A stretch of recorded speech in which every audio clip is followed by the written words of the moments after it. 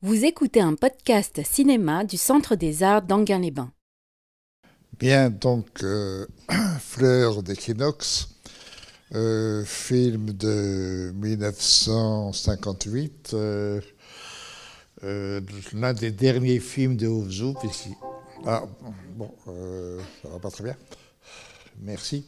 Donc, l'un des derniers films de Ozu, puisqu'il est mort en 63, donc 5 ans plus tard, et qu'il n'a tourné je n'ai pas de bonne mémoire, il a tourné 4 films après ce film. Donc, on est tout à fait à la fin. Et c'était son premier film en couleur, puisque au Japon, le cinéma en couleur a mis beaucoup de temps à arriver, pour des raisons évidemment économiques. Après la perte de la guerre, l'argent n'allait pas facilement comme ça à la pellicule de cinéma. Et il y a eu très peu de films en couleur avant cette époque-là. Donc ça, c'est sur les petites données. Je pense que pour beaucoup d'entre vous, vous voyez le film pour la première fois.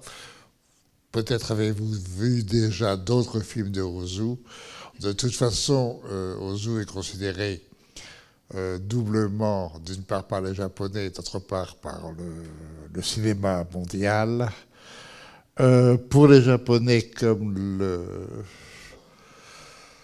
le cinéaste qui exprime le mieux le Japon. C'est-à-dire que pour les Japonais, c'est vraiment celui qui fait ressentir qu'est-ce que c'est qu'être japonais. Ce qui est évidemment pas simple pour nous occidentaux. Et puis pour le cinéma mondial, bien, tout simplement, comme vous avez pu le constater, il suffit de regarder son film pour vous rendre compte que c'est un cinéma absolument unique, un génie du plan, un génie de l'organisation des plans entre eux. C'est du très très très grand cinéma. Bon, donc c'est dire que Ozu, nous pouvons le considérer comme l'un des plus grands cinéastes de l'histoire du cinéma. Maintenant, je vous écoute.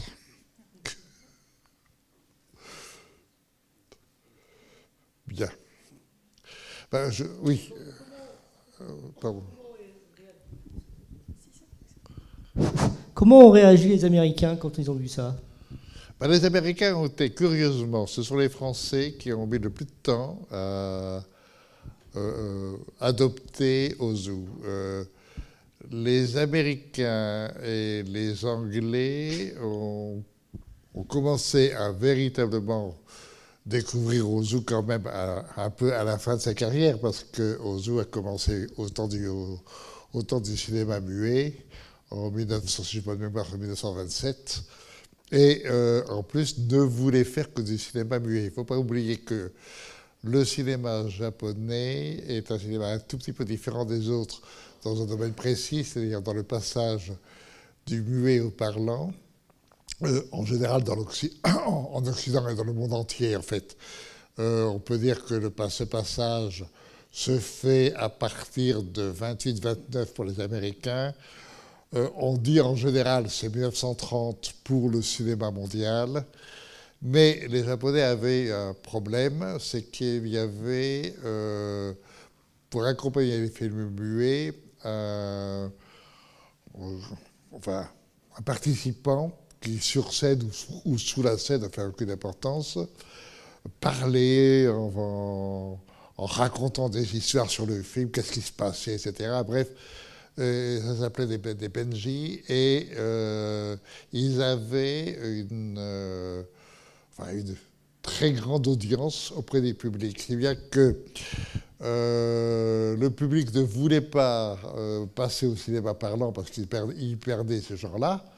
Et ces gens-là avaient une espèce de lobby puissant qui a fait que pendant 5 ans ou 6 ans, le cinéma japonais est resté muet. Jusqu'en 35-36. Et au temps Mizoguchi, qui était quand même, disons, le rival de Ozu au point de vue qualité, qui était aussi un immense cinéaste, a commencé immédiatement, dès qu'il a pu, à faire le parlant. Ozu a mis a attendu vraiment la dernière minute pour passer au parlant. Il a commencé le parlant réellement en 35-36. Alors ça, il faut bien comprendre cette conception du cinéma de Ozu. C'est-à-dire qu'en fait, son cinéma, même encore dans ce film-là, où il était extrêmement parlant, ce que vous avez pu le constater, il n'empêche que tout est fait sur une conception du cinéma muet. C'est-à-dire que ce qui compte, c'est le fonctionnement des plans, les uns par rapport aux autres, avec une chose tout à fait très intéressante chez lui. Il a subi, à l'époque du début du muet, l'influence du cinéma américain, et en particulier l'influence du cinéma américain dans ce qu'il avait de plus américain, c'est-à-dire le burlesque. Son auteur préféré, son cinéaste préféré était Buster Keaton, et ça se voit quand on voit ses films. C'est-à-dire qu'il faut comprendre comment il filme. Il filme horizontal, perpendiculaire, horizontal, perpendiculaire. Bon, alors, perpendiculaire, c'est quelquefois un tout petit peu oblique, hein, c'est pas toujours immédiatement droit. Par exemple, vous avez pu constater, dès le début du film, vous avez un couloir, c'est au moment du mariage, et dans le fond, toute la procession, bon, vous avez pu constater que pendant tout le film, vous avez toujours des plans où vous avez, dans le fond, un couloir où des gens passent, pour accentuer l'horizontalité. Et ensuite, vous avez le jeu de la perpendicularité qui se joue, entre autres, dans les rapports de plan. Vous avez les gens assis à peu près de façon horizontale autour d'une table, alors évidemment à la japonaise, c'est-à-dire assis en général sur les genoux, etc. Mais brutalement, quand ils dialoguent, on les a face à face. C'est-à-dire que, pour parler en termes techniques, il fait des raccords à 180 degrés. C'est-à-dire que, mettons, vous avez l'horizontale, et ensuite, la caméra est là pour prendre la personne qui est là, donc face à nous.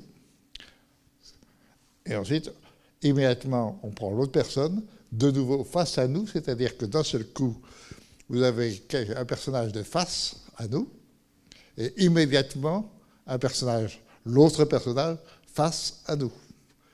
C'est-à-dire que d'un seul coup, vous avez un rapport d'espace qui vous semble en totale continuité et qui est constamment en totale discontinuité. Si bien que, qu'est-ce qui est important dans un film de Ozu? C'est l'idée de la temporalité, du temps. Un temps qu'on ne voit pas passer. Un temps qui a l'air d'être totalement dans le présent. Mais en permanence dans ce présent, on ne parle que du passé et on n'envisage que le futur. C'est exactement tout le sujet du film. Et tout se joue là-dessus, comme si rien ne bougeait et qu'en même temps, tout bouge. L'image principale de tous les films de Ozu, c'est le chemin de fer, c'est le train. Le film commence par le train, par la gare, et là, tous les trains sont en horizontal, et le dernier plan du film, le train, mais en perpendiculaire, etc. Alors, je vous parle de ça parce que parler de Ozu, bien sûr, on peut discuter sur le sujet, etc. Mais ce qui est fabuleux dans chez Ozu, c'est la forme. Et la forme est unique. Vous n'avez jamais vu ça chez d'autres cinéastes, à ce point-là. Bien sûr que vous l'avez vu, forcément. Tous les cinéastes travaillent quand même ces notions-là, puisque ce sont des notions graphiques et d'espace qui sont obligatoires. Mais pensez à ce niveau-là, vous n'avez jamais vu. Alors ça donne des plans de façon magnifique, avec des ruptures totales. Volontairement, vous avez une action entre les personnages, puis brutalement, vous avez un plan, ce qu'on appelle un plan mort, un vase, d'un seul coup, par exemple, tout à fait vers la fin, vous avez la femme, la mère va s'asseoir dans le couloir, donc perpendicularité. Elle va s'asseoir dans les trois couloirs, rupture, des du linge qui sèche voilà, c'est tout, ce plan-là. Qu'est-ce qu'il vient faire? Évidemment qu'il n'y a rien à faire. Si ce n'est quoi? Si ce n'est que d'un seul coup, c'est dire, ça y est, la routine de la vie enfin a commencé. Le mariage a eu lieu, la fille est partie, donc maintenant, la vie continue, etc. Enfin, ou bien ces plans fabuleux sur les bâtiments. Bon, c'est une espèce de rupture de bâtiments en hauteur et une rupture entre... Enfin, vous avez des plans dans tout le film, et dans ce film-là et dans tous les films de Ozu, que vous n'avez jamais vus chez un autre cinéaste. Il est unique de ce point de vue-là, et donc voir Ozu, je dirais que c'est une obligation. Par ailleurs, c'est quand même très beau, en plus sur le sujet, et c'est d'autant plus stupéfiant que c'est les sujets les plus élémentaires, c'est-à-dire Ozu, c'est la famille japonaise, évidemment avec les coutumes japonaises, mais en même temps, il nous les rend tout à fait ordinaires. Après tout, c'est un père, une mère, un fils, une fille, et les histoires ne sont que ça. Ici, ça a commencé par un mariage, ça s'est terminé par un mariage. Le second mariage, le dernier mariage n'est pas vu. Et puis, il y a 3 filles. Et le jeu, l'une qui ne veut pas se marier à cause d'une mère, l'autre qui a été mariée au début, puisque ça commence par le mariage, et la troisième, va-t-elle avoir sa liberté, etc., par rapport au père, son indépendance, ce qui aussi implique que nous sommes en 58. En 58, on est quand même 15 ans après la fin de la guerre. 15 ans après la fin de la guerre, c'est-à-dire les enfants, maintenant, commencent à prendre leur liberté. Bon, l'influence américaine de tout ce qu'on veut, c'est-à-dire que ce n'est plus comme avant la guerre, les enfants, les parents fabriquent, enfin, ce qui d'ailleurs aussi était dans le monde entier, mais au Japon extrêmement fort, c'est-à-dire que les enfants obéissaient aux parents, c'est-à-dire que les parents faisaient le mariage, bon, faisaient la vie des enfants d'un seul coup, et c'est l'histoire du film. Une fille veut prendre son indépendance et veut imposer l'homme qu'elle a choisi à un père qui, d'emblée, refuse ce mariage, puisque c'est pas ce qu'il a décidé, lui. Lui est encore... il lui reste encore cette idée du mariage ancien où c'était le père qui décidait, et d'un seul coup, une fille, disons, ne désobéit pas à son père, quoique, mais oblige son père à accepter son choix. C'est-à-dire, bon, quand même un renversement de tendance. C'est pour ça que vous avez, évidemment, vous pouvez vous demander pourquoi. Vous avez ce moment où tous ces hommes, tous en uniforme de baigneurs, dans une maison de bain, enfin, un truc comme ça, et qui d'un seul coup se mettent à chanter un hymne militaire, enfin un hymne impérial, le héros, etc. Toute la pensée d'un Japon héroïque et impérial. Mais en même temps, le monde moderne a tout changé. Et on reste encore dedans. C'est ça qui est... Ozu, tout ça est en même temps dit de façon très simple. Je pense que pour ceux qui ont vu la film pour la première fois, vous avez dû être surpris de cette séquence où, dans un coup, ils chantent et ils écoutent. Bon, qu'est-ce qu'il va faire là? Il va faire là, tout simplement, avec une résonance sur toute la pensée profonde du Japon et de l'évolution de cette pensée. Et Ozu est très intéressant de ce point de vue. D'ailleurs, les deux cinéastes sont très intéressants à observer, c'est-à-dire Mizoguchi et lui, puisqu'ils ont été, au fond, les deux grands artistes qui s'admiraient et en même temps se concurrencer l'un l'autre, et tous les deux ont pris en compte justement l'évolution du Japon de 1920, enfin 25 à 1960. Pour Mizoguchi, il est mort en 56, Ozu meurt en 63, mais ils ont véritablement capté le changement profond qui est en train de se produire au Japon.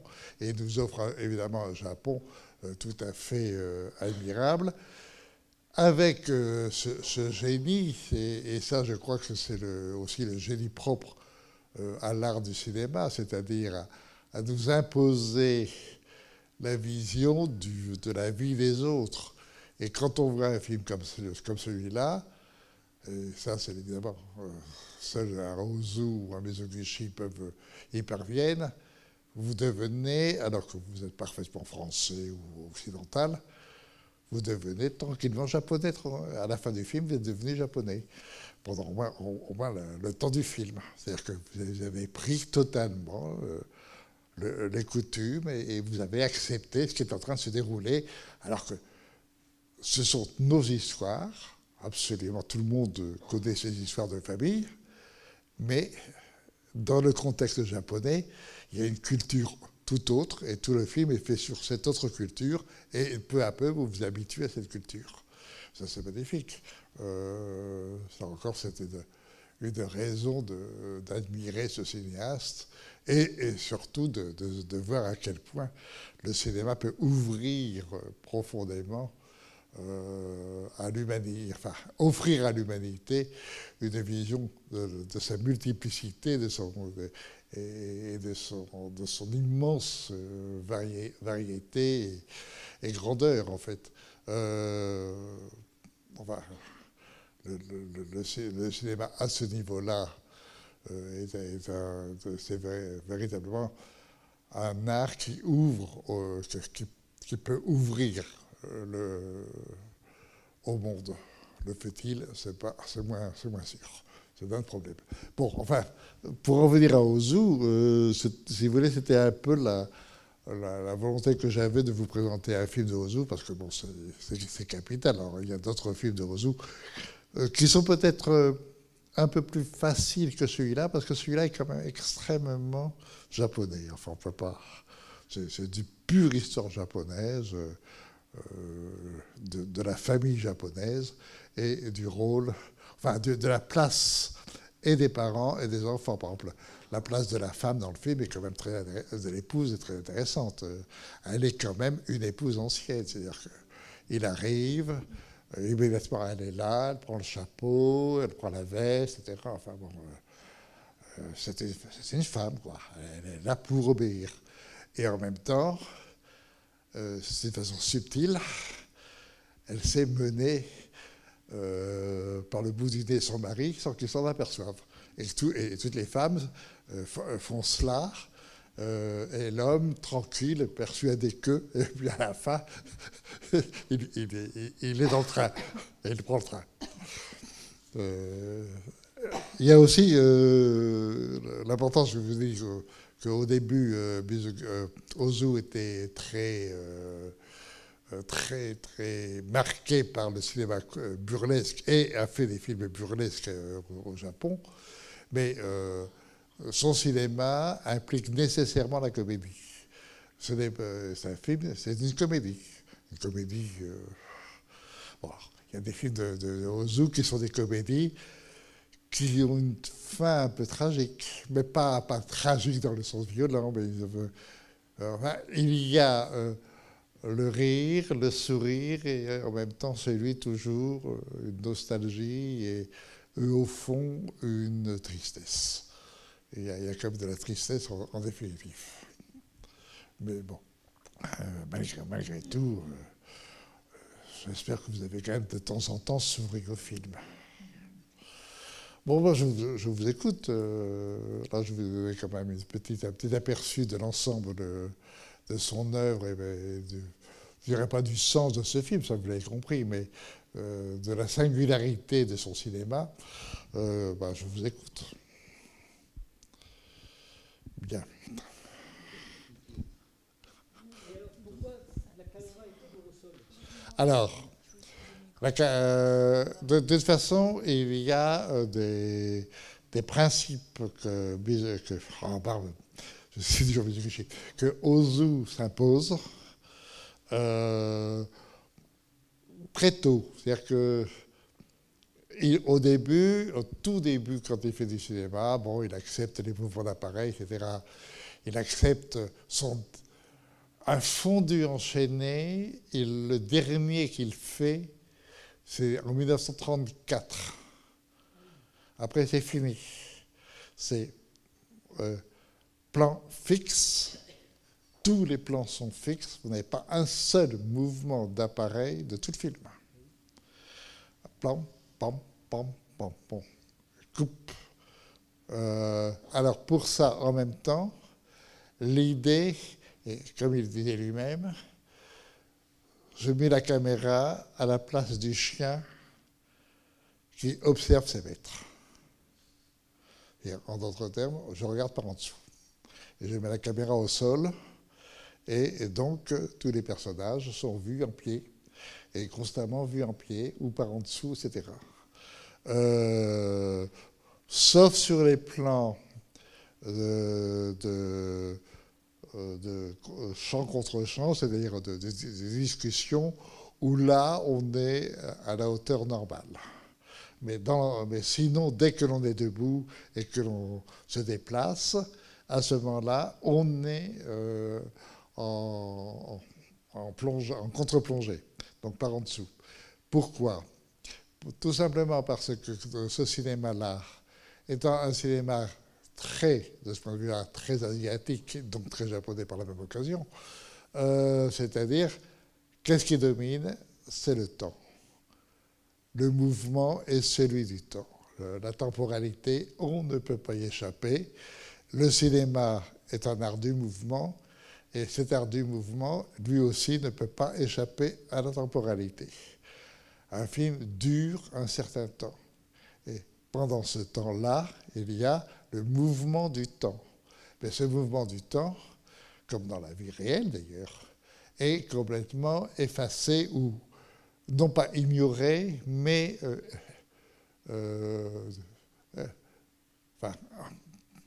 oui, on peut dire effacé par les trois dimensions spatiales, c'est-à-dire hauteur, largeur et profondeur. Et le déplacement se fait par le jeu de l'espace spatial, quoi, des tridimensionnel. Alors que le mouvement principal est celui du temps, et celui du temps, on ne pouvait pas filmer son déplacement. Donc à ce moment-là, si vous prenez les personnages par le bas, et qu'on voit forcément leur déplacement, puisqu'ils vont à tel endroit, tel endroit, tel endroit, d'où tout le jeu, par exemple, du passage, pour signaler ce passage que l'on voit toujours les personnages dans le fond qui est en train de passer dans un espace. À ce moment-là, cet espace signe ou signale le passage du temps. Mais il n'empêche qu'il est fait dans l'espace tridimensionnel.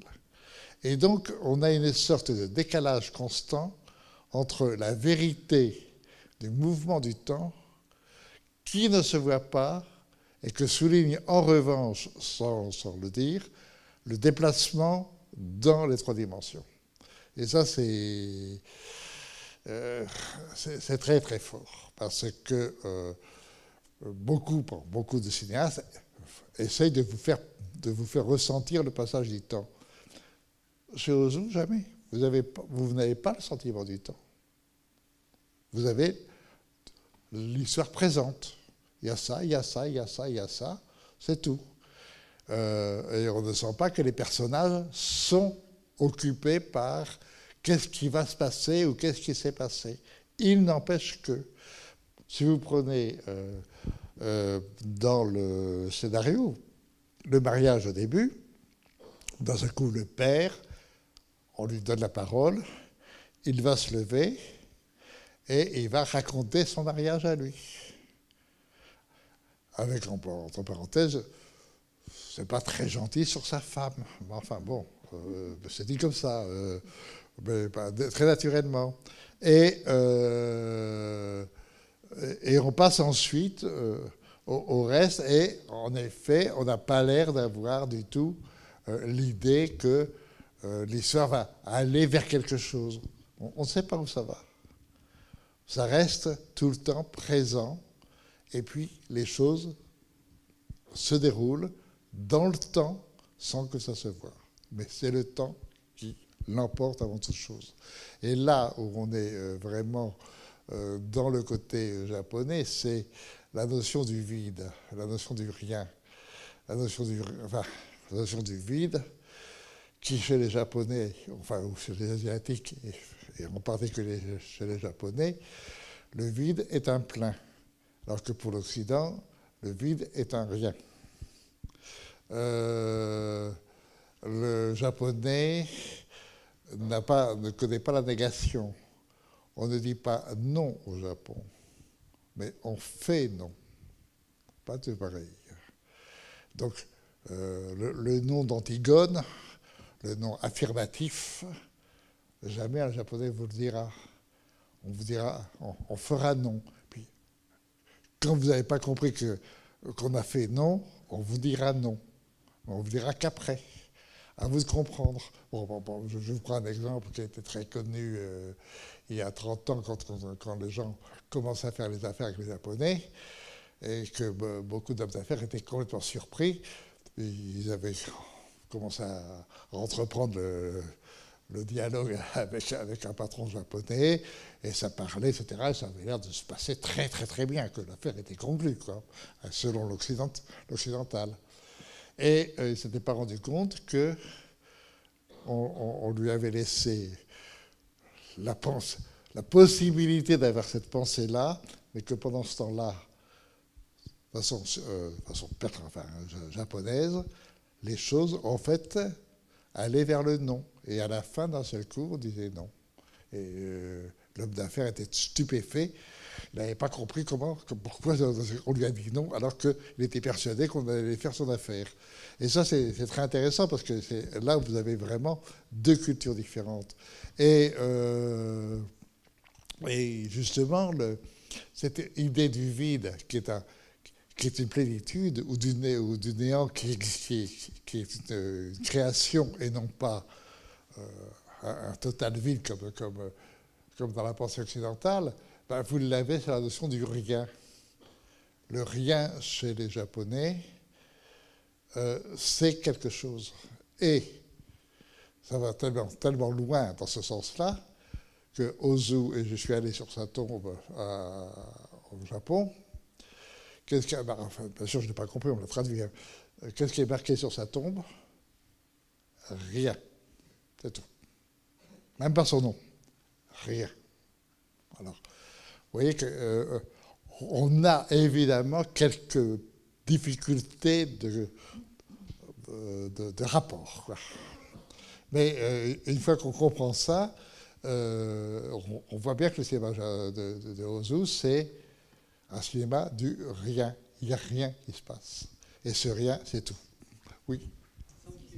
Une seconde. Attendez. Pardon. Il semble qu'il y ait une volonté assez forte d'autocritique de la société japonaise de la part d'Ozu. Oui. Et particulièrement, on voit il y a beaucoup de scènes où il y a des gens qui nettoient par terre à longueur de temps, les fenêtres, etc. Ça revient très souvent. Est-ce que c'est une volonté d'autocritique, et jusqu'à quel point? C'est plutôt dans le côté humour. C'est pas autocritique, non, c'est l'humour, et enfin le côté comédie, mais aussi, parce que c'est quand même l'habitude japonaise qui est en effet, on le sait, extrêmement poussée sur la propreté totale, quoi, et presque psychotique, si on veut, mais en même temps, justement, il faut que tout soit parfait. Et c'est très net, par exemple, dans les scènes de repas, tout ça, tout est parfait. On peut admirer dans le fond du décor de la salle à manger, si on peut appeler ça une salle à manger, de la famille, ben, vous avez dans une bouteille de Sauzano, une bouteille de cognac Martel, etc. Bien honnête, parfaitement étiqueté, etc. Enfin, tout est... Et vous avez vu qu'il n'y a pas une ligne qui dépasse. C'est-à-dire que tous les plans sont d'une netteté, c'est d'une propreté absolue. Oui, de propreté dans tous les sens du terme. Pardon, et je voudrais savoir aussi si le rouge a un sens particulier au Japon ou pour Ozu, parce que j'ai remarqué que dans presque tous les plans, il y a un objet rouge qui est évident. C'est-à-dire que de toute façon, il y a aussi chez Ozu un côté... C'est là, en même temps, où il était très intéressant, Mizoguchi et lui, c'est que l'un et l'autre ont commencé par la peinture. Et la peinture les intéressait. Mais ce qui est intéressant chez Mizoguchi, c'est que sa peinture n'est pas faite justement sur les couleurs en tant que telles, mais sur un ensemble. Alors que chez Ozu, c'est très net, il y a une sorte de souci d'extrême modernité dans la peinture. C'est-à-dire qu'on a des blocs de couleurs. En effet, le rouge ou le bleu, etc., c'est extrêmement précis, quoi. Il y a une précision qui fait que on n'a pas un jeu de couleurs unis, mais au contraire des couleurs qui sont qui se détachent et qui ont une force les unes par rapport aux autres. Et il y a une sorte de dynamique à l'intérieur des couleurs. Et c'est très, très, très, très net. On l'a un peu ici parce qu'on n'a pas beaucoup de scènes comme ça, mais dans d'autres films, et en particulier dans ces films en couleur, donc les 6 films en couleur qu'il a fait, sur les scènes de nuit dans les rues, c'est extrêmement net.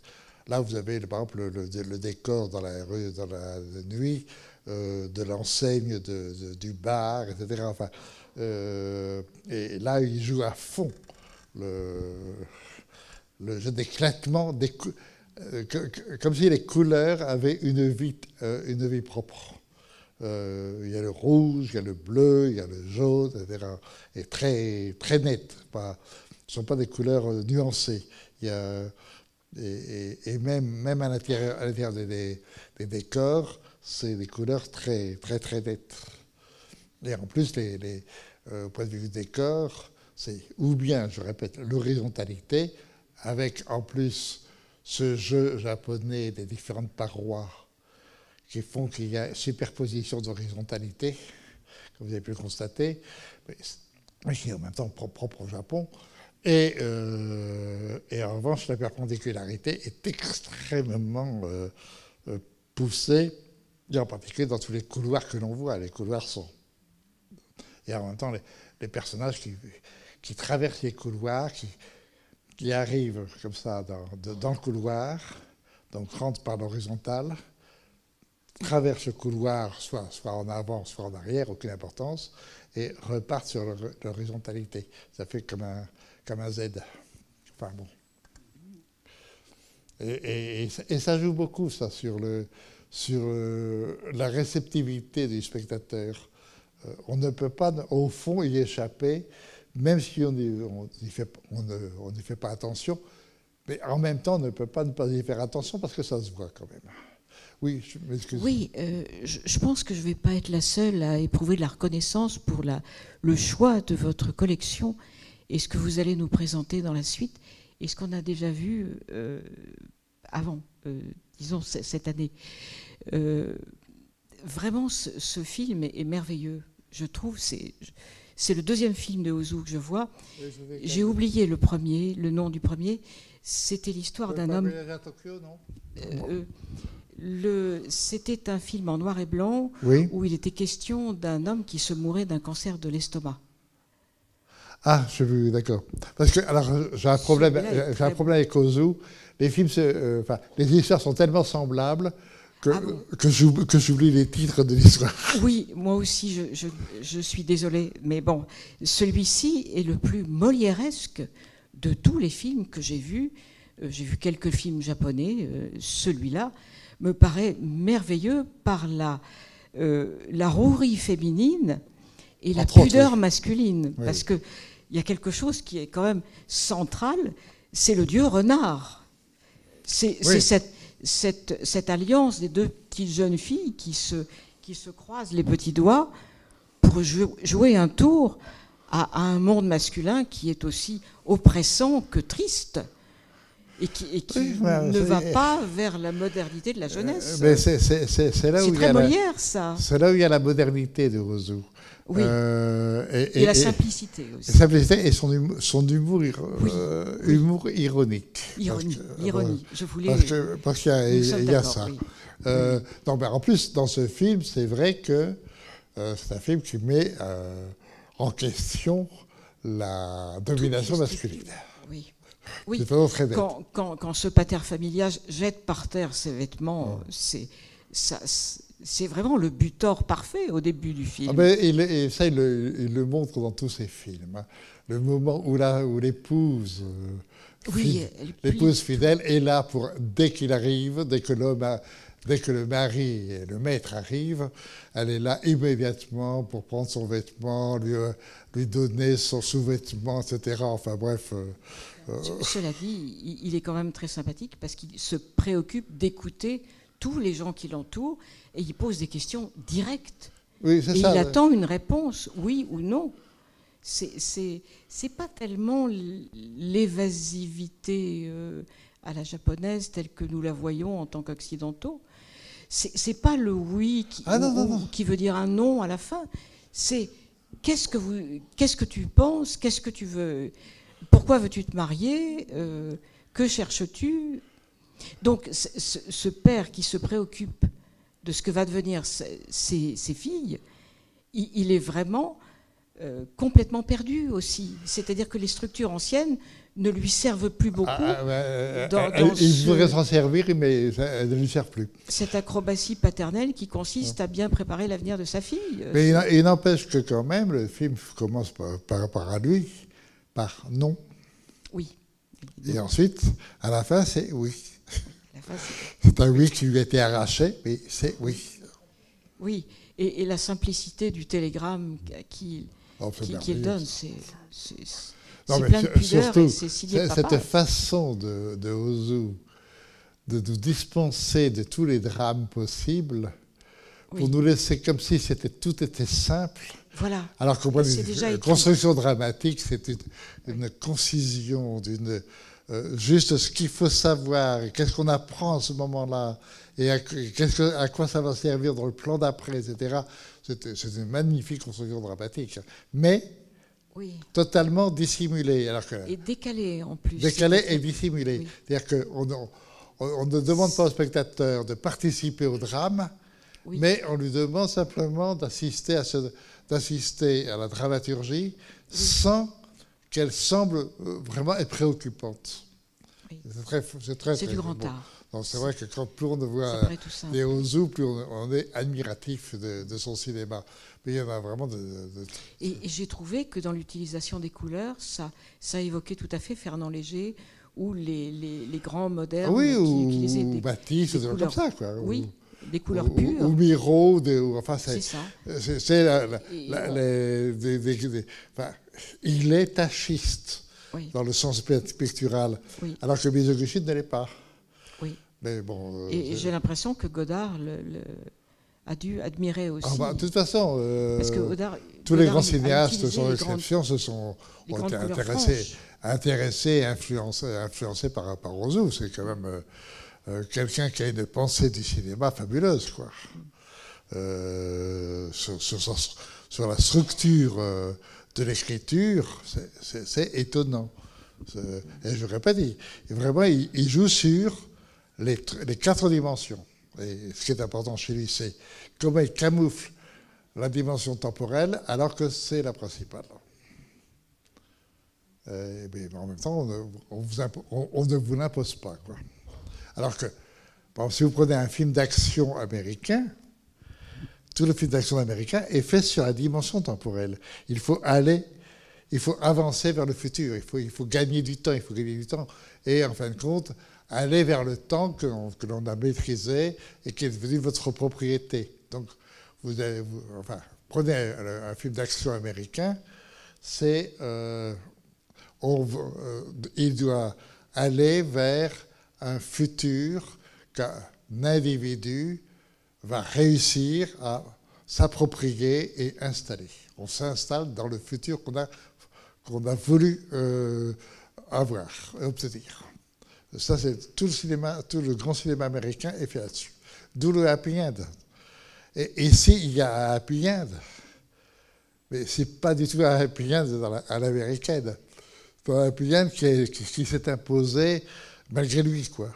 C'est tout à fait différent. Il n'a pas été voulu, il a été imposé, il s'est fait de soi-même. Et ce sont en effet les femmes qui l'ont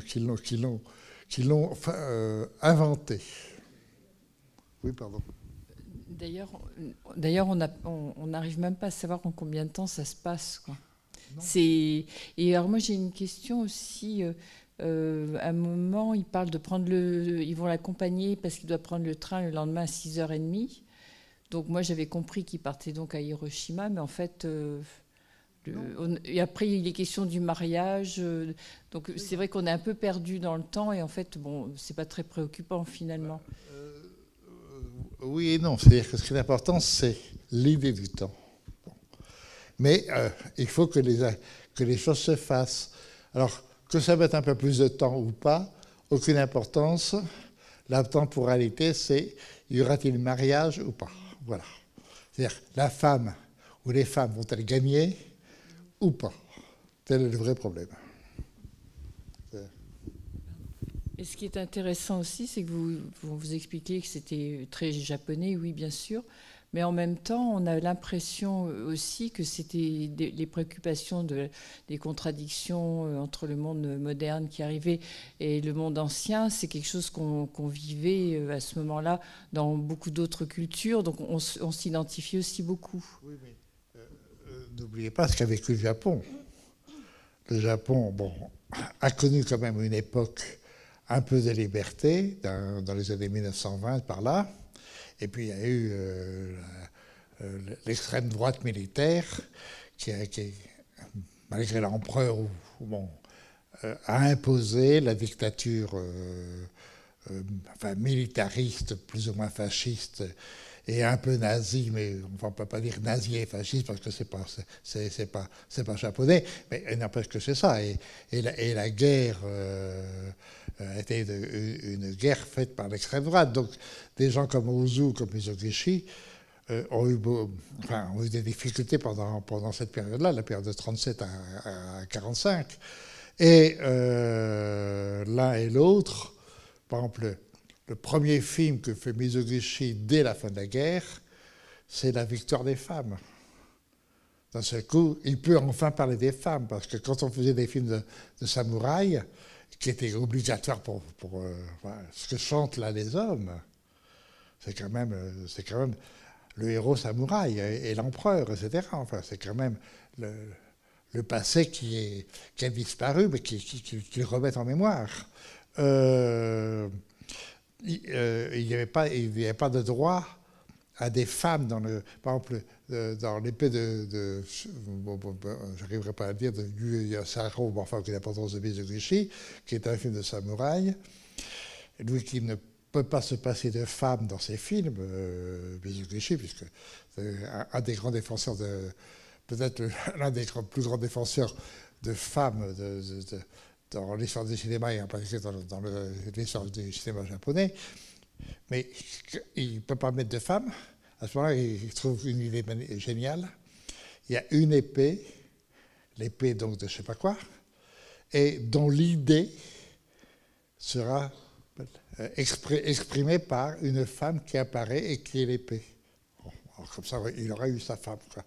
Mais dès que la guerre est terminée, dès 1946, il fait la victoire des femmes, immédiatement.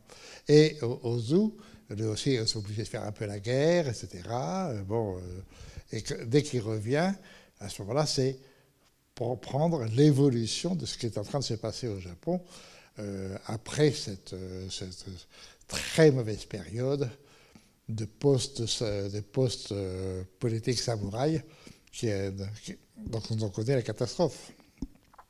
Et c'est pas pour rien, je pense, qu'on va à Hiroshima dans le film. C'est pas innocent.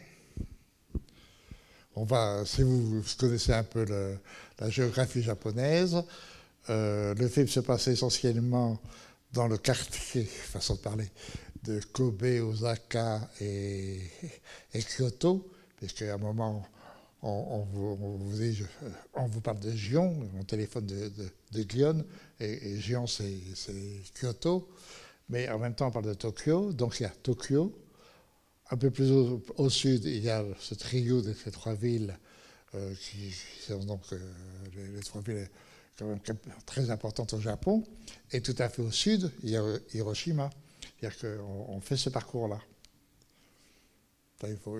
Bon, on n'est pas obligé de connaître la géographie du Japon, mais enfin, si on la connaît un peu, c'est pas mal. Ça aide. C'est pas innocent. Hein. Bon, bah, je sais pas. Oui, pardon. Est-ce que vous avez un micro là? Non? J'arrive. Voilà. Attendez, parce qu'on enregistre en même temps. Merci. Oui, moi c'est à propos du golf. Parce que du golf. Le clubhouse, le golf. Ah, du golf, oui. Oui, parce que ça c'était quand même de la modernité pour le Japon de l'époque. Oui et non. C'est complexe le Japon. La grande révolution au Japon, c'est 1850. Enfin, je ne sais plus exactement la date exacte. L'arrivée de nouveaux empereurs qui jouent, alors que jusqu'alors, quand ce sont les samouraïs de Tokyo, qui sont de Edo, puisque c'est Edo à cette époque-là, ont fermé. Enfin, c'est tout le problème du Japon, où on ferme le Japon, on s'enferme, ou on ouvre le Japon. Bon. C'est un peu le principe des îles. C'est la même chose pour la Grande-Bretagne, mais enfin, ça n'a pas été aussi loin dans la Grande-Bretagne. Mais au Japon, c'était ou fermeture ou ouverture. Et l'arrivée de cette dynastie dans les années 1850, c'est l'ouverture, et en particulier l'ouverture à l'Occident. Donc l'ouverture à l'Occident, qui fait que l'Occident est entré très fortement au Japon, et en particulier dans les années 1910, 1920, 1930. Et il y a une grande influence, donc il y a déjà quand même une connaissance de l'Occident. Il ne faut pas oublier que quand même le Japon s'était ouvert aussi avant, par exemple au christianisme, par exemple. C'est quand même un pays qui a été, je répète, c'est où il est ouvert, où il est fermé. Bon. Donc, avec la montée militariste, pour parler de ça, à ce moment-là, il se ferme. Il se ferme tout en occupant la Chine, etc. Donc la Mandchourie, la Chine, mais il se ferme totalement.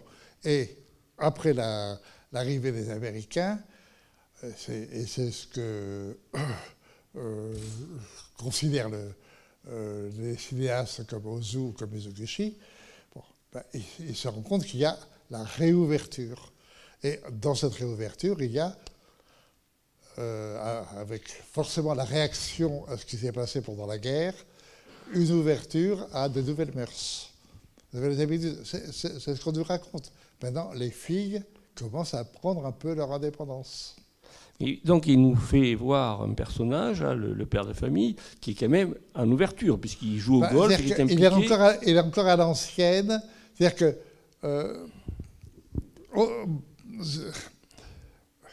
vous avez ça dans le dernier film de Ozu encore plus.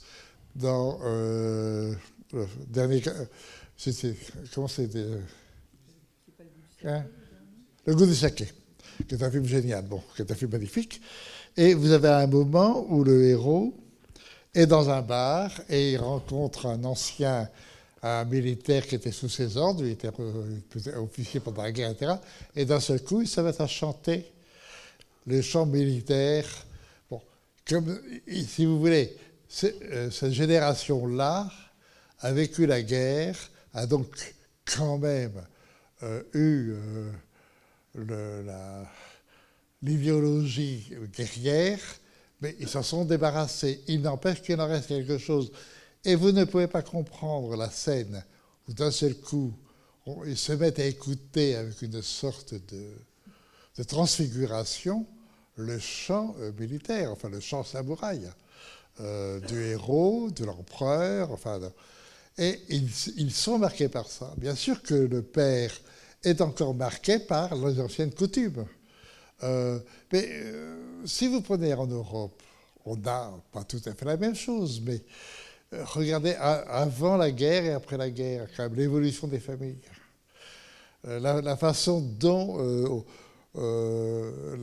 comment, dans les années 35, les pères de famille et les mères de famille et les enfants, ce n'est pas du tout les rapports qu'il y a aujourd'hui. Oui, mais ce père de famille est quand même... une grande évolution. Et c'est un peu partout pareil. Mais au Japon, où on a quand même une coutume extrêmement développée de l'attitude sociale, puisque on est un individu dans une société complètement organisée. Il suffit de voir les saluts japonais. Comment on se salue tout le temps, même encore aujourd'hui. On ne peut pas se libérer aussi facilement que ça de cette coutume. Je ne sais pas si vous savez, mais par exemple, au Japon, se saluer, c'est un art. Il faut savoir... avoir compris quelle est votre position de classe sociale ou de position sociale par rapport à une autre personne. Donc, vous devez saluer cette personne, vous courbez, faire vos courbettes, et vous devez faire une courbette de plus. Si vous vous sentez en dessous, vous devez être en dessous. Enfin, c'est extrêmement complexe. Et quand on est quand même dans une société qui est à ce point, je dirais, marqué par tout un système social qui impose sa politesse, ou en tout cas son mode de comportement, c'est pas son mode de vie, c'est comment se comporter, l'attitude, tout est quand même maîtrisé. Se libérer de ça, c'est pas simple. C'est pas simple. Et il faut dire que quand même, de ce point de vue-là, le Japon a fait beaucoup. Enfin, malgré tout, il reste japonais, quoi. Tant mieux d'ailleurs. Oui, mais ce personnage, il est quand même, il n'est pas entier. On nous le montre dans ses contradictions. Il parle, oui, il dit qu'il est en pleine contradiction. Et alors, c'est lui, la modernité, c'est la contradiction. Pour lui, on avance dans la modernité. C'est une contradiction, mais ce que je trouve très beau dans ce personnage, c'est que c'est une contradiction. Je dirais, il est quand même. Il a été éduqué dans une certaine idée du rôle du père, de la fonction du père, et au fond de lui-même, il a quand même une compréhension du désir de liberté de l'autre. À la fin du film, c'est ça que... on dit les femmes l'ont emporté, oui, mais surtout, il a, ce qui est très important pour les Japonais, il a accepté la sensibilité, ou en tout cas, la pensée féminine. Il l'a assumée. Et finalement, il accepte cette pensée féminine. À la fin, il se soumet et il va chez la fille. C'est ça qui est magnifique. Le nombre de gens qui, quand même, dans la vie, sont obligés à un moment ou bien de conserver, disons, pour parler en termes faciles, une attitude réactionnaire, ou bien de s'ouvrir à une ouverture, quoi. Mais c'est partout pareil. Je dis réactionnaire parce que c'est le plus facile à comprendre ce que ça veut dire, mais c'est exactement ce qui se passe. Et vous l'avez dans le monde, dans toutes les sociétés humaines.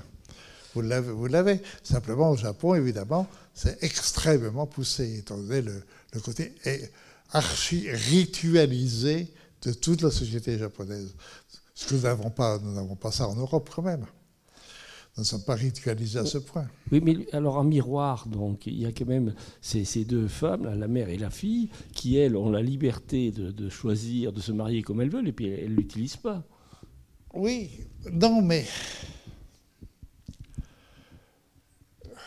Enfin, elles le font, elles ont la liberté de se remettre à leur façon dans le moule général. C'est-à-dire qu'on est libre, mais en fait on se marie et ça va continuer, le mari, la femme, etc. Est-ce que la fille ne va pas débarrasser son mari de son manteau dès qu'il arrive? Je crains que oui. Ça continue, malgré tout. Mais elle aura eu au moins la liberté, ou elle aura imposé sa liberté de choisir l'homme qu'elle veut épouser. Et non pas, elle n'aura pas à subir la loi du père qui lui impose tel mari, enfin tel homme comme mari. C'est de ça dont il est. Les évolutions, ça, moi, Ozu, c'est forcément intelligent. C'est-à-dire que les évolutions ne se font pas du jour au lendemain totalement. Et ça évolue lentement. Mais cette évolution-là, c'est quand même, le film est une marque de cette évolution. Et tous les derniers films de Ozu sont faits là-dessus. Mais enfin... avec quand même des choses différentes. Demi Caprice, c'est différent. Le goût du saké, c'est différent. Le goût du saké, c'est magnifique. C'est la fille qui ne veut pas quitter le père. Mais ça, c'est un sujet traditionnel chez Ozu. C'est-à-dire les enfants qui veulent rester et donner le culte de la famille asiatique, bouddhiste et donc japonaise par la même occasion. C'est-à-dire qu'il faut que les enfants s'occupent des parents jusqu'à la fin. Et donc, soit au service des parents. Donc, on a beaucoup de films de Ozu où les enfants, que ce soit le fils ou que ce soit la fille, ne veulent pas se marier pour rester jusqu'au bout avec le père ou la mère. Bon. Et le goût du saké, c'est fait là-dessus. La fille ne veut pas se marier pour rester avec le père. Puis en fin de compte, malgré tout, elle se marie. Et à la fin du film, le père reste seul. Et en restant seul, il sait très bien que c'est la mort qui arrive. C'est tout. Voilà, c'est fait sur ça. Bon, c'est beau comme idée. Très belle idée. Voilà, ben, écoutez, en tous les cas, je suis heureux que vous ayez vu ce film, et puis si vous avez l'occasion, voyez d'autres films de Ozu. Il le mérite. Merci beaucoup.